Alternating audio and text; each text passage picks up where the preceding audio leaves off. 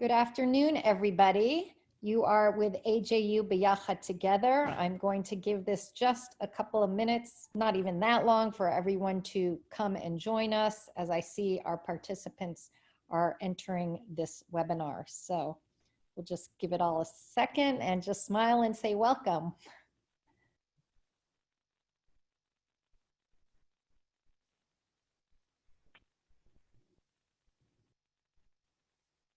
My name is Deb Engel-Collin. I am the Relationship Manager for the Miller Introduction to Judaism program here at American Jewish University. And this afternoon, you are joining us on the B'Yachad Together platform spirited by AJU. The B'Yachad platform was started by American Jewish University as an answer to the pandemic.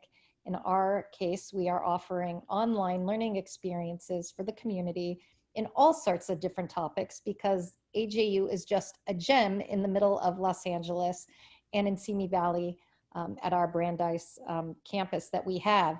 For those of you who don't know about AJU, we have an undergraduate program. We have the Ziegler School of Rabbinics. We have the Moss Center for Jewish Journeys. We have our schools for education, which I am an alumni of. And we have our business school. And today in discussion, we are going to be having David Groshoff with Marco Greenberg. Again, for those of you who are just joining us, my name is Deb Engel-Collin, and you are with B'Yachad Together, spirited by American Jewish University. Today, we have the privilege and the pleasure to have our own David Groshoff, who is a JD, MBA, EDM. He's our Dean of our Graduate School of Nonprofit Management and a professor of business and law here at American Jewish University. And today we are privileged to have him in conversation with Marco Greenberg. Marco is the author of the Wall Street Journal best-selling list for business books in July 2020 of Primitive, Tapping the Primal Drive that powers the world's most successful people. So congratulations on that, Marco. Thank you, Marco is a native Angelino, like me. We actually went to the same high school, and you know, in the game of Jewish geography, have a lot of people in common. And Marco has spearheaded marketing, communications, and public affair campaigns for an array of Fortune 500 corporations, healthcare organizations, and notable venture and angel-backed startups. He served as a senior advisor to foreign governments, democratic movements, and NGOs.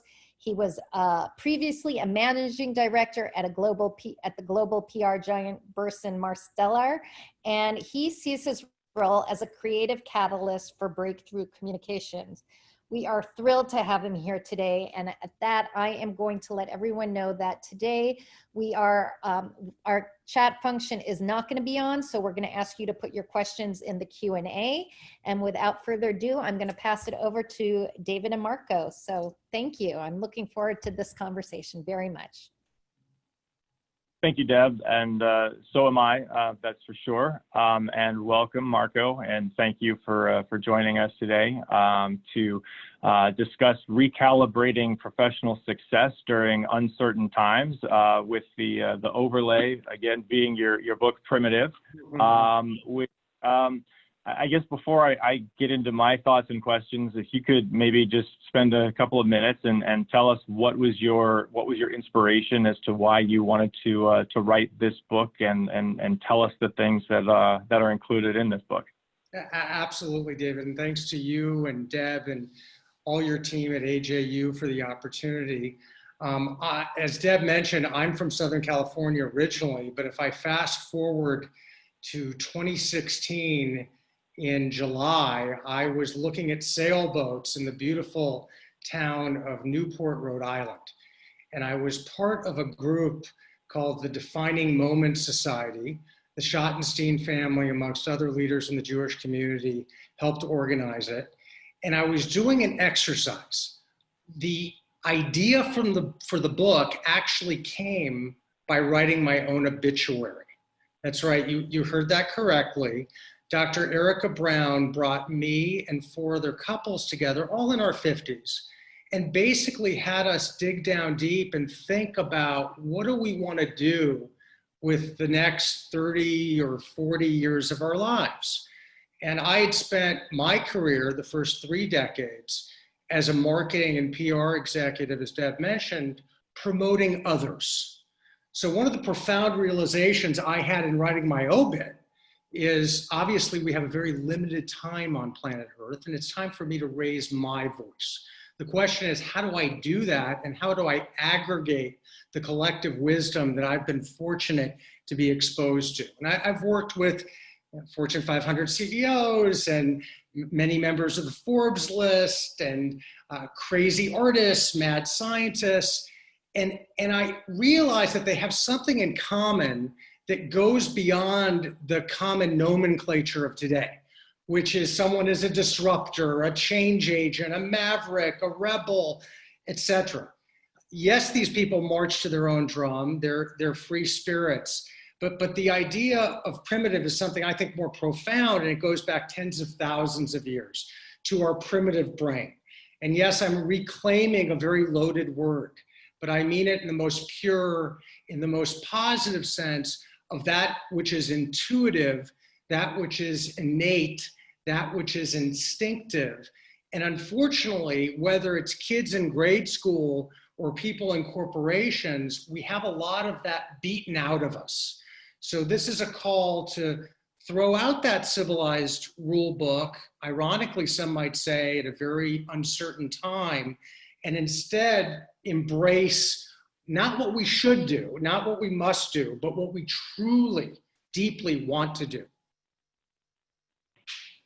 Great, thank you. And as I guess to then maybe give a little foil to the idea of being primitive, I'll start then with what you describe as the opposite of primitive, which is civilized. I'll use the air quotes there. And you use an acronym to talk about what is civilized, and I guess thus what is not primitive. And you use the acronym of homing, which would be hierarchical, occupational, measured, insulated, non-confrontational, and grounded. And so I don't know if you wanted to speak about the civilized piece of that before we then go into the various pieces I of think what... it's actually a great place to start, David. And I'm hardly, the next Carl Jung here with introverts and extroverts, or those that talk about the right brain or the left brain, or am I an executive corporate type? Am I an entrepreneur? Am I a morning person? Am I a night person? But I do think that the prevailing conventional, tried and true approach to our professional life is to be more, quote, civilized. There is a spectrum out there, obviously. I'll talk about primitive in a moment. I'm a bit of a mutt in between, although I skew towards primitive. But whether it is MBA programs that can be terrific, whether it is the culture of certain corporations, we're often taught to be good team players, play nicely in the sandbox, drive consensus. And there's an advantage to that, and we need people like that. In the startups that I've worked with, the civilized people are the people who took these crazy primitives who relied on their primal instinct and kept them on the rails, right? Civilized people cross the T's, dot the I's. They are about process. They are about scalability. And again, they're needed. But I think society has skewed too far in the civilized direction, and we've punished those who do march to their own drummer, who do have a different way of doing things. And when we talk about diversity obviously in terms of racial designation, ethnicity, et cetera, genders, but it also applies to diversity of thought.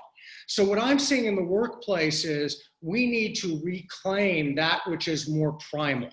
And people who are more civilized are in fact homing, but people who are more primitive are those who are doing something else. And the acronym there is roaming, right? And I'm not just talking about our cell phones when we go into a foreign country. Roaming also stands for a way to tap into that primal energy. And I know a lot of people out there are probably saying, wow, I'm pretty civilized, right? I did the right things. I was a good little boy, good little girl. I got straight A's. I went to an Ivy League school. I rose to the top of my corporation. What's wrong? The answer is nothing's wrong with that per se. But if you look at the research and just anecdotally, a lot of people are burnt out. Over 68% of Americans at one time or another are burnt out from their job. We don't even have to go into all the complexities around COVID, protests, et cetera. This is a very unusual time. So what I'm saying in roaming is basically to tap into 7 different traits that I believe, and research bears me out on this, can help you leapfrog ahead professionally, can help you pivot and go in a different direction if that's in fact what you want to do, and is very of the moment. So I'd be happy to go into that, but I want to turn it back to you because as a PR guy, I can be long-winded as warned. It's all good. Thanks, Marco. I think one of the things I did want to insert is as you mentioned, one of the things I liked about this book is, in addition to the anecdotes that you give about a wide diversity of people, backgrounds, experiences, which I thought was great. That was actually underpinned in a lot of ways with things that were Jewish in many ways, and I'll talk about those later. But was the inclusion of data and studies, whether they're neurological data, psychological data, data about people in the workplace. And so it's not just anecdotal evidence. It's anecdotal evidence in this book that then is buttressed by a number of studies that really make I think the discussion in the book quite robust. But to go to maybe the 30,000 foot level, if that's all right with you, Marco, is I'll kind of walk through each of the items in the roaming acronym, and then we can kind of move into several of those as you might wish that might be best to talk about recalibrating professional success during uncertain times. But to run through the acronym of roaming, to be primitive, Marco, you identify, starting with relentless, oppositional, agnostic, maybe as opposed to agnostic, messianic, insecure, and I'll just preface this next one by saying that people need to read the chapter on this to understand where you're coming from. I think, which is nuts. And some people might be put off by that, but I would encourage them to read the chapter before being so put off, because it's really heartfelt and good. And then gallant. So it's relentless, oppositional, agnostic, messianic, insecure, nuts, and gallant. Right. Yeah. And as you mentioned, some of those traits are a bit counterintuitive, especially for those of us in the professional workplace. And some of the words can be misconstrued. So maybe I can just run through very quickly so that people can be able to tap into that, because that's the idea, to make this more prescriptive.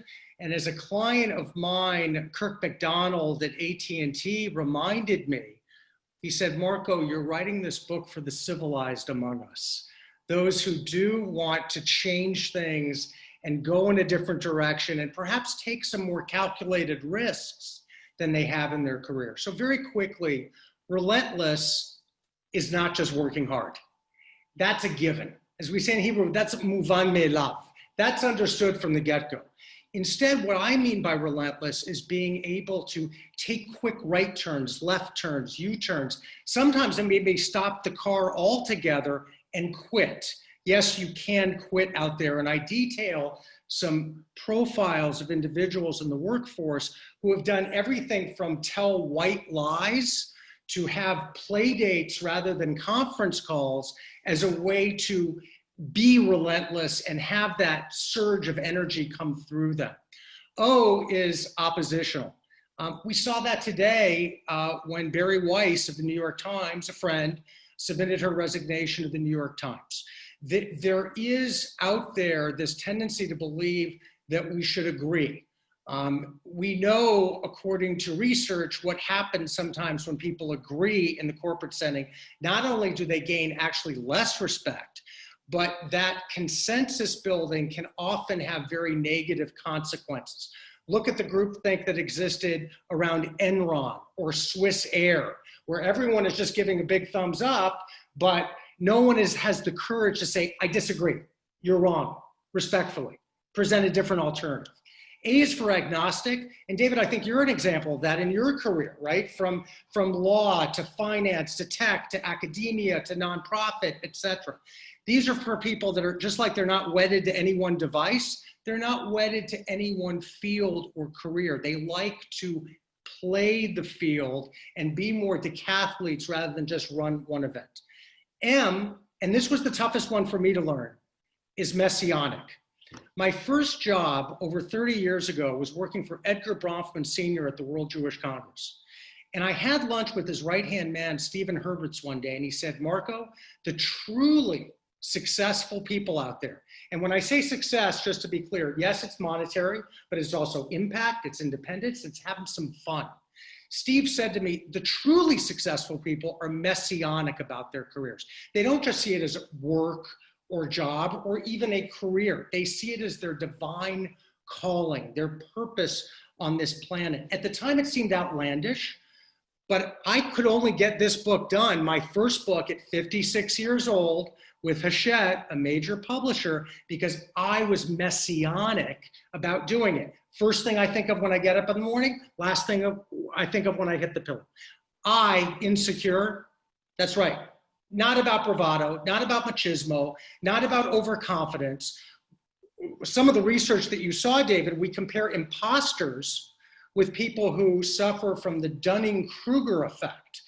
That is when incompetent people think they're actually competent. So what we're seeing now in the world of COVID, et cetera, is it's not all good. Just because we're paranoid doesn't mean they're not trying to kill us, as I learned from Rabbi David Rosen in Jerusalem after he was the chief rabbi of Ireland. So there's a lot of, as you indicated, there's some Jewish spirit in there that you're picking up on that most of the interviewers have not.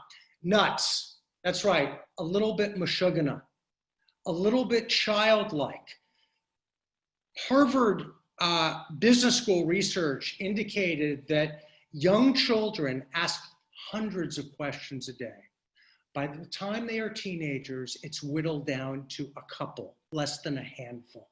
That's a sad statement. So being a little eccentric, being a little out there, I talk about my own experiences growing up in Venice, California in the 70s. Believe me, there were plenty of people that fit the nuts category. G finally is gallant. That's my favorite. I was inspired by a lot of people, including someone I've never been fortunate to meet, who talks about Jonathan Sacks, Rabbi Jonathan Sacks talks about achrayut, acher, responsibility for the other. And the gallant is someone that puts principles above profit. I have several examples on that front that we can talk about. Together it spells roaming. It's rare that we get checks in all the boxes, but there are some uber primitives that do in fact get those checks. And they, in my view, are worth emulating, assuming they keep it on the rails and don't go off the rails. And there are some cautionary tales in my book of people I've worked with, including WeWork and others that have taken it a little too far. Great, thank you. And it's interesting that you identified me as an agnostic in your acronym of primitive, because when I first picked up the book, I was thinking, well, okay, you know, I would be a civilized person in my career path, and I'm not primitive, but I'm interested in learning about them. And the more I read the book, I certainly identified in a little bit in several areas, but probably the most of which is the one that you identified as agnostic. And frankly, it's something that you know, thinking about it after reading the book, I also tend to have conversations with when I'm speaking with former students or colleagues in the field that are either thinking about maybe a new opportunity or who have to make a decision about what to do because of something beyond their control in terms of choices. And being curious. You talk about shunning specialization, and adapting to happenstance and embracing uncertainty. And I think those are certainly some of the key elements to a discussion on recalibrating professional success during these uncertain times. And of course, for me, because it's the one I identified more with, it's the one I'm going to gravitate towards the discussion. But I didn't know if there's anything else that you might want to flesh out in terms of the agnostic category that people might take as they're thinking about their careers and their professional path during these unique times. Well, in my lexicon, agnostic is a 180 from the occupational homing, where civilized people identify themselves. I am a CPA. I am a plastic surgeon. I am a teacher in the LA Unified School District. Shout out to my Aunt Evelyn, who taught in the LA Unified School District for almost 50 years. She should be watching today from Century City, California. So, so it's the ability to no longer worship domain expertise and instead say, it's about talent, it's about abilities, it's about intellectual curiosity, it's about self-motivation. We are seeing that play out big time during this pandemic, right? We all have friends who are in the travel industry, who work in hotels, airlines. We have other friends who work in restaurants. They've been hit especially hard. So I think it's a lesson here that if you're more of a generalist, despite the fact in a lot of places, I was taught myself, by the way, and I talk about in the book, the first thing I was taught by a mentor was, Marco, you got to specialize. You got to focus. It's all about focus, focus, focus. Well, maybe we have to relearn that and instead have a broader view of how our mindset and how our skills are applicable in today's world. You know, I have a kid who's a frontline worker working at a grocery store. Is it his be-all and end-all job? No, but it shows that today more than ever, we have to be nimble, flexible, adept. And I think part of that is getting into our primal drive. And just as our ancestors emerged from the cave, there was a lot of uncertainty, but they used that uncertainty to fuel achievement and build in some security that was otherwise lacking. Great. And then you had talked about kind of the relentless chapter. You kind of compare again relentless primitives versus the more civilized people, and you give an example of the folks that tend to work their way up from perhaps the bottom of an organization all the way to somewhere in the top, getting the proverbial gold watch at their retirement, and never, you say, leaving their lane. But primitives, you say, they shift lanes, and you know, with where the economy has been, you know, in the last, say, decade, and where we are today, and the insecurities that people have. You talk about how important it is for people to be able to change lanes both comfortably and nimbly. And I didn't know if you might want to expound upon that a little bit. Absolutely. And part of it might sound retro to folks out there. And I start in the book from a very personal place. My grandfather was born in 1891 in San Francisco. He was 21 years older than my grandmother, Edith B. Greenberg, who was a very loyal student at then University of Judaism, now of course AJU. And in his career with his brothers, they literally went from auctioneers to distillers of alcohol during Prohibition, to owning Western costumes, to starting Standard Brands Paint Company that grew to 120 stores around the Western United States, to being the impetus for a nephew getting into Big Five, which is still in Southern California. So I think, you know, that's an example of people that were not trained. My grandfather had an 8th grade education. And I think you're seeing a lot of that today. And I'm the first person to encourage my kids of the value of higher education. but we're also seeing higher education adapt. And who would have thought that my son can major this coming fall in entrepreneurship? So we're seeing a lot of changes in education at AJU. You're at the forefront of that, but part of it comes from embracing the buffet out there and sampling different dishes rather than eating at the same course all the time. I have an example on that, which is Alan Lightman, professor at MIT. He brought the writing requirement to MIT, although he started as a physicist. And he became an author. For those that don't know the name, look at Wikipedia. He wrote Einstein's Dreams on Down. He wrote a memoir of growing up Jewish in Memphis before and after segregation. So I've learned from Alan, who's become a friend, that we can do a lot of things. I've learned certainly from other people along the journey. In Relentless, we talk about a young 29-year-old who I met, who started his business with $80,000 in credit card debt, had a 2.2 grade point average from RIT, Rochester Institute of Technology, and it took him 6 years to graduate in bioinformatics.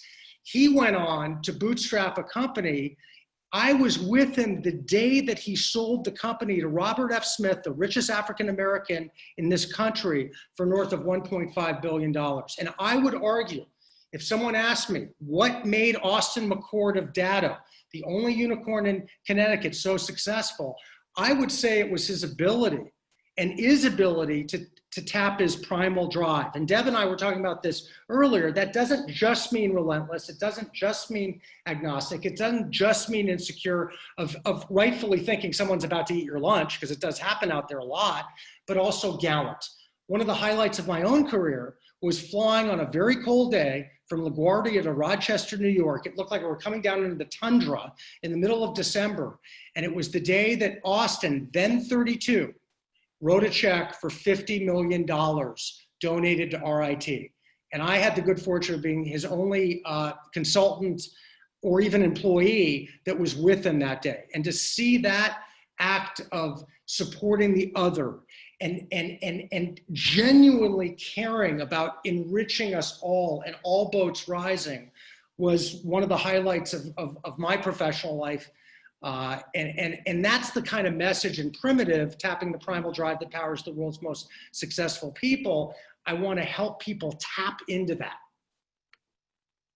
And before I enter into any follow-up discussion on that, I just want to invite anyone who's watching that might have questions for Marco or for us to please submit them in the Q&A at the bottom of your screen. And again, for those of you that just might be joining us now, I'm speaking with Marco Greenberg, the author of Primitive, a fantastic book that currently recently was in the Wall Street Journal bestseller business books.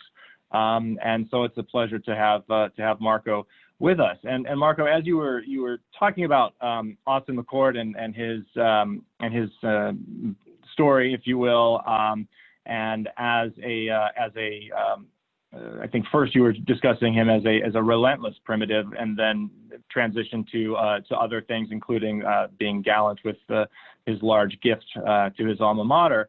But one of the things, going back to the relentless piece that you talk about, is that the relentless primitives, they don't have patience for wasting time, and so they leapfrog ahead rather than you talk about. They don't just try hard, because oftentimes the conventional wisdom is just try hard, try again, keep trying, be relentless in that way. And you say that, well, being relentless is not exactly just keeping at the same old thing, and you might want to discuss that if you don't mind. Absolutely. There are too many examples to point to, but I in addition to people that I've had the ability and good fortune to work with, you know, in my own reading, and I part of being a writer, I think, is also being an avid reader.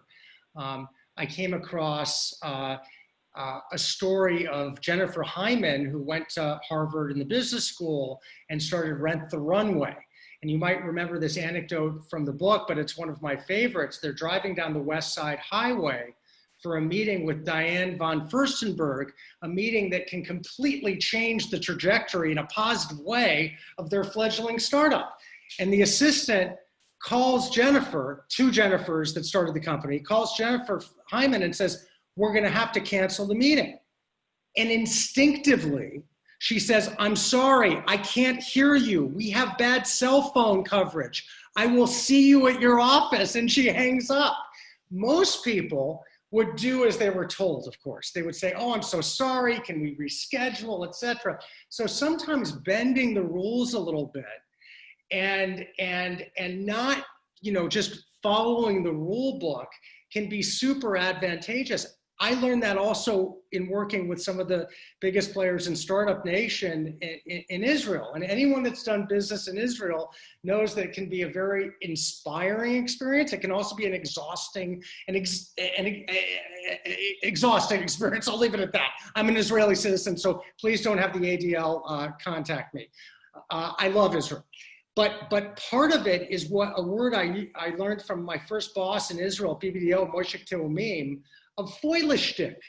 It's not lying, but it's not, it's cutting some corners here and there. So but maintaining the ethical grounding. So I think in our own folk tradition, in our religious tradition, I'm not the rabbi here and I'm not the professor, but I think there's so much that we can see in how we look at the world. And one of the things that I tried to do in the book, from different faiths, of course, Christianity, we have an example from our Muslim friends, etc. But I tried to sprinkle in some examples that have really resonated with me over the years and others that I know. And one is, of course, the Sukkah for Sukkot. What a beautiful emblem of embracing our insecurity rather than trying to hide it. We know it's all impermanent. We know it can all be blown away. So I think as a people, we're literally and figuratively roaming. I like to joke that I'm the wandering Jew. I was in Cincinnati this weekend.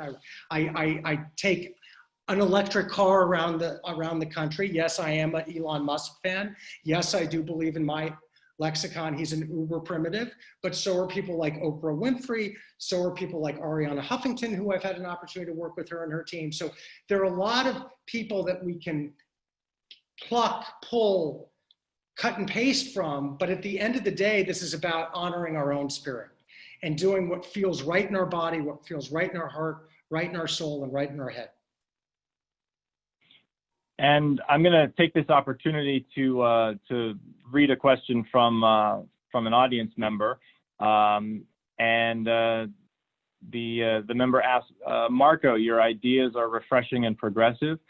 Today, however, one's resume has to get past a recruiter with an open mind who can see your talent, and then that talent can apply to different positions. Any advice with regards to these gatekeepers? I think there's a great... And these great question. The gatekeepers are the epitome of civilized behavior. They're grounded, they're measured, they're non-confrontational, they're by the book. We need them, but if we skew too far in that direction, we're going to be very unhappy. Or we're going to have a BS job. Listen to Hidden Brain about BS jobs. They had a segment with a professor that wrote a book by that title, BS Jobs. One of the things we have to recognize is that algorithms, machine learning, AI don't hire people, people hire people. So one of the things that I've heard in teaching classes as an adjunct at NYU and Fordham is that kids come to me and say, how can I game the job boards? How can I get around these filters, and how do I really maximize Indeed and LinkedIn, et cetera? Sometimes, guys, you got to go to the top.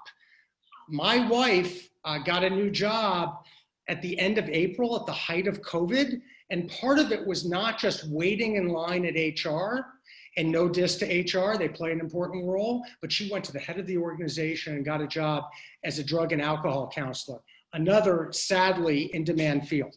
So think about how you can form those personal connections and have a little chutzpah and do the unexpected so that you get noticed, right? It's not stalking. It's not creepy.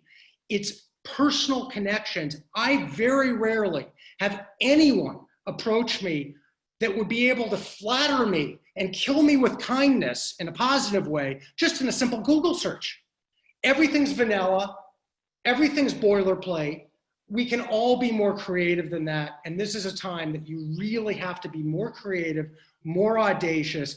We have a section in our book, David, that you saw that a story, an anecdote of someone who gives a pitch for new business at BBDO, a former employer, on his white t-shirt, writes out the entire pitch. Rather than PowerPoints, he writes out the entire pitch, backside, on his t-shirt.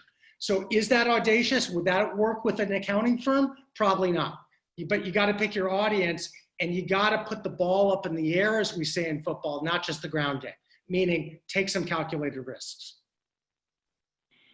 Yeah, and I think also to build on that a little bit, from your book, you talk about, well, if we are rejected from something, or if we don't get what we want in a given instance, we can see that, that okay, there's a wall there, and a door. Do we want to keep pounding on that door? Do we want to scale the wall, or do we maybe just want to look for other doors? And you're so right. And Erica Brown from GW, wonderful Jewish educator I mentioned earlier, she talks about opening that new door, right? How many people do we know that have pounded their head against the wall, even being risk-friendly, risk-taker enough to start their own business, but they don't change directions. They keep at it. And life is a game of adjustments, and you got to make those adjustments to be successful. I must say that I dedicated the book to a good friend who was killed on 9/11. His name is Danny Lewin. He was in the most elite unit in the IDF, Sayeret Matkal, as an American and Israeli, went to the Technion, went to the MIT, started a company with his professor, fought back on 9/11 on Flight 11. The company that he started with his MIT professor is called Akamai Technologies. It's an S&P 500 company. So I dedicated the book to Danny because for Danny never took a business class, ever. He didn't know anything about Wall Street. He didn't know anything. He didn't know what he didn't know. And he had that childlike sense of wonder and possibility that unfortunately is beaten out of us. So I think like anything in life, it's that yin yang, and we want to capture the best of the civilized world, but sometimes that pendulum is swung too far out, and we also want to get back in touch with what really makes us tick, and hopefully the book is a step in that direction. And I think when you mentioned Danny a number of times throughout the book, but I seem to remember that one place where you discussed him quite a bit was talking about oppositional primitives, and I'd like to hear your thoughts on what is an oppositional primitive, and is that how is that different from just being a contrarian that likes to twist tails and create conflict for the sake of creating conflict? David, you read the book, and it's a really important distinction. This is not, as we say, just your uncle at Thanksgiving trying to be contrarian for contrarian's sake, and you say tomato and I say tomato. When I worked in the advertising and PR industry for BBDO, we were taught in a brainstorm, and incidentally, the agency BBDO developed the brainstorm. Never say anything negative. Always say it's a great idea. The more ideas, we don't want to shoot anyone down, et cetera, et cetera. Turns out that curtailing our critique actually had negative impact on the actual outcome and on the results. So Danny was someone who could be more rah-rah than anyone. He was effusive. He was the ultimate high-fiver, hugger, clapper, but he also was someone that spoke truth. And if he thought something was off base, he would say it. And unfortunately, today we're in a culture that has become so risk-averse and so afraid of offending. And by the way, there is a good side to that too. There were insensitive things said towards women, minority groups, etc. So what we're talking about is constructive critique in the business community that can sit people down and say, you know what, I totally disagree with that, and let me explain why. Let me talk about another way to do it What do you guys think? Because the current path is not taking us where we want to go. I can't tell you how many conference calls I've been on where people are just shaking, yes, great idea. I just want to echo that remark. That's totally on point. We are so frightened of wrestling. And what does the word Yisrael mean? We wrestle with. One rabbi says this, the other rabbi says that. It's not dogma. We need to reinfuse that into our professional lives to make it more interesting, more vibrant, and at the end of the day, more rewarding. Absolutely. And I think to build on that a little bit, you also talk about in the chapter about being insecure. I think it was an example of a C-suite executive at YouTube, the EMEA division of YouTube, relative to her bat mitzvah and how that impacted her ultimately seeking feedback and criticism. You might want to. Absolutely. We're talking about a wonderful woman, one of the most talented people I've had the opportunity to work with. At one point, she worked for me, but even then, I really worked for her. Her name is Recalibrating, Israeli, who has conquered the world. She works, as you said, first at Google. Now she's running marketing in Europe, in the Middle East, and Africa for YouTube. And one of the things that she says in the book that's so powerful, she says, I'm the most insecure person I know. Here you have an executive who's risen to the absolute top by embracing her insecurity, by weaponizing the anxiety. And part of that, as you said, David, came from a bat mitzvah that never happened because it turned out to be a prank and no one came to her bat mitzvah. And she was heartbroken, understandably, but she's used that fear and uncertainty in a constructive way. It's also helped her become a better manager, because I think one of the things that there's a disconnect between subordinates and superiors, or whatever you want to call them, is that we've lost that humanity, that we're putting on a mask, literally and figuratively, rather than being real with it. And I think Ricky is a great example of the power of showing vulnerability. Not just talking about vulnerability as a buzzword like transparency and authenticity, but actually doing it, showing it. And that can be very intoxicating, and that can be really, really powerful as a leader who wants to take their organization to the next level, or someone who wants to, start their career. And it's a scary time to start your career. If you're not scared, there's something wrong with you. So, but it's okay, and learn to seize that energy. And in the words of a best-selling book from the 70s, my book, as you can see, is a little self-help, a little business, a little career, a little memoir. But there was a book by the title of Feel the Fear and Do It Anyway by Susan Jeffers. And she passed away only, I think, last year. I ordered the book on Amazon. I'm going to be reading it because I think there's age-old wisdom there. And certainly in our faith and among our people, you can see that, we've been Roman for a long time and earning the dividends from that.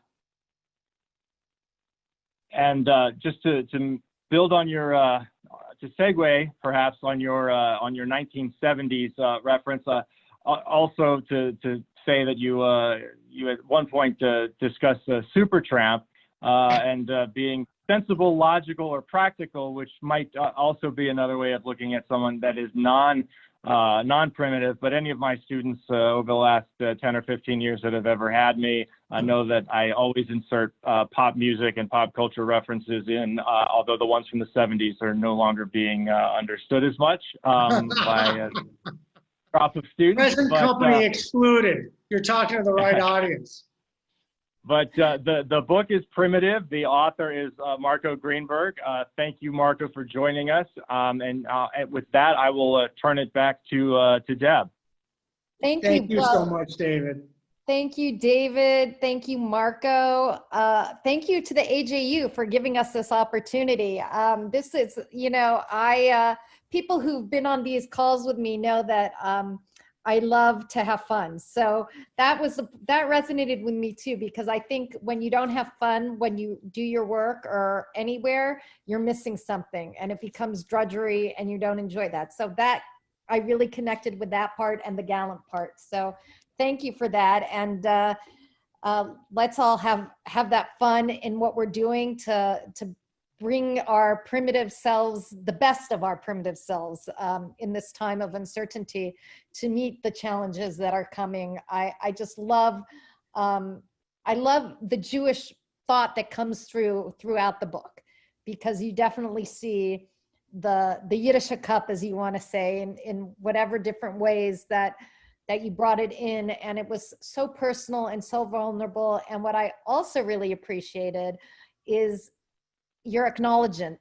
at the end of the book, because they weren't just, I want to thank, but you gave such specific, heartfelt thank yous. And I really love that. I found that encouraging and inspirational. That's kind of you. And thanks to Hachette, my publisher, who was terrific to work with, my agent, Michael Palagon. And I think when they saw the length of the acknowledgements, they said, is this part of the book or is this a separate book? It is part of the book, very much so. And the people, both very much alive and those that have passed, are a huge part of my own story. And for those that are recalibrating and are thinking about jumping lanes, I encourage you to do that, and also acknowledge the trepidation that comes along with it. And remember that it's never too early and it's never too late. I'm an example of that, right? I was a consumer of business books my entire life. And I decided to write one finally myself, and I'm really glad I did. And I hope it helps a lot of people. Well, I'm sure it will, and I hope it will. And people, you could get it on Amazon. So support Marco and his book. And I'd like to, again, thank everyone for being with us. And I'd like to bring your attention to another few wonderful offerings we have this week. This is a great week here at AJU and Biyachad. Tomorrow we have our own president of the university, Jeffrey Herbst. Dr. Jeffrey Herbst will be in conversation with Saeed Kashua, the topic is why a Palestinian writes in Hebrew, which, talk about out of the box, like, wow. And then we have Rabbi Sherry Hirsch, our director of innovation, will be in conversation with Chloe Makani and Danielle Robay in the age of influence, how are leading voices adapting? And again, another really amazing conversation on Thursday with Amit Peled, and he will be talking about his journey with his Jewishness. Amit is a world-class cellist. So I invite you to go to aju.edu Biyachad together to join us for any and all of these wonderful opportunities. Again, thank you, Marco. Thank you, David. Thank you, AJU. And we look forward to seeing you all soon on this platform. Stay safe, stay healthy, and ask great questions. Great. Thank you all. Thank you. Take care. Take care.